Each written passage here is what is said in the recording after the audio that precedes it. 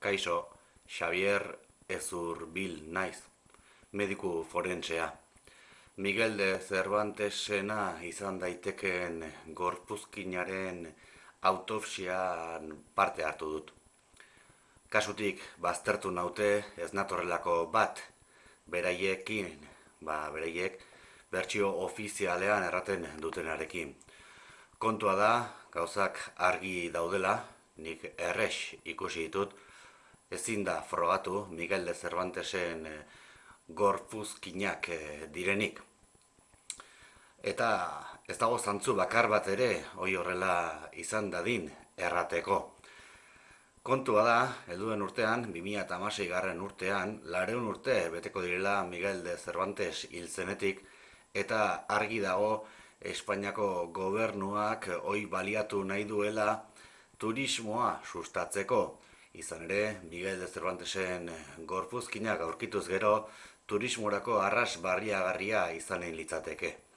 Hortaz, ez natorrelako bat bertsio ofizialarekin, hau da, gorpuzkinak Miguel de Cervantesenak direla, dioen bertsio ofizialarekin bat ez natorrenez, kasutik baztertu naute. Erramazala, Xavier Ezurbil naiz, mediku forentsea urte honitz daramatzat ontan eta badakit zeri buruz ari naizen. Ez dago zantzu bakar bat ere Miguel de Cervantesen gorpuzkinak direla errateko.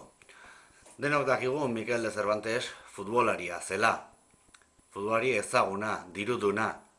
Hortaz, zer dela eta zegoen bere gorpuzkina, ustezko gorpuzkina, aizerrota baten ondoan. Hoi hasteko.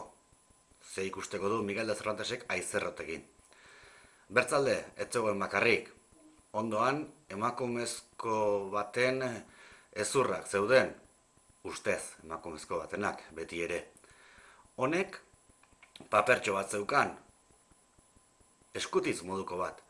Dulzinea maitea, hala hasten zen. Ze ikusteko du Dulzineak Miguel de Cervantesekin. Bertze datu bat baztertzeko. Bertze bi gorpu ere zeuden ondoan. Bat luxea, gizon akal batena, mehar batena, izanen ziren, seguraski ezurroiek. Eta honen ondoan, lantza luze moduko bat, makil luze moduko bat. Baita animali baten ezurrak ere, zaldi batenak erranen nuke. Eta laugarren ezurdura bat ere zegoen ondoan, gizon txipitxo baten ezurdura. Dirudi lodikotea zela gizonezko hau, eta gizonezko lodikote honen ondoan bertze animalia baten ezurrak, asto batenak liateke nire ustetan, uste apalean beti ere. Hortaz, ze ikusteko dute bi gizonezko hiek, emakumezko horrek Dulzinea izanen lukeenak Miguel de Cervantesekin. Ez dago zantzurik Miguel de Cervantesen gorpuzkina zela errateko. Argi dago Espainiako gobernuaren trikimailu bat dela Miguel de Cervantesen ezurrak aurkitu izana erratea orain, justu bere 200 garren urteurrena, hiltzeneko 200 garren urteurrena ederki ospatzeko. Ez dut nire aurpegia eman nahi izan, jazartzeko beldurra daukadalako, baina argi dago dena trikimailua dela.